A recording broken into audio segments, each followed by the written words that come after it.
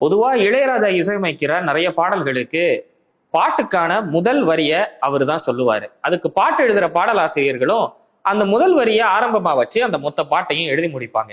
இதுல ஒரே ஒரு எக்ஸப்ஷனல் கேஸ் யாரு அப்படின்னு பார்த்தோம்னா அது கங்கை அமரன் தான். இப்படித்தான் ஒரு படத்துல அந்த படத்தோட ஹீரோயின் பெரிய மனுஷி ஆகிற மாதிரி ஒரு சிச்சுவேஷன், அதுக்கு எனக்கு ஒரு பாட்டு வேணும்னு அந்த படத்தோட டைரக்டர் கேட்கிறாரு. வழக்கம் போல இளையராஜா அதுக்கு இசையமைச்சு அந்த பாட்டுக்கான முதல் வரியையும் அவரே சொல்றாரு. ஆனா கங்கை அமரன் அந்த வரி வேண்டாம் அப்படின்னு மறுத்து என்னோட கற்பனைக்கு இடம் கொடுங்கன்னு கேட்டு அந்த பாட்டுக்கு இளையராஜா சொன்ன அந்த முதல் வரியை மறுத்து அதை அவரோட வரிகள்ல கங்கை அமரன் எழுதுறாரு.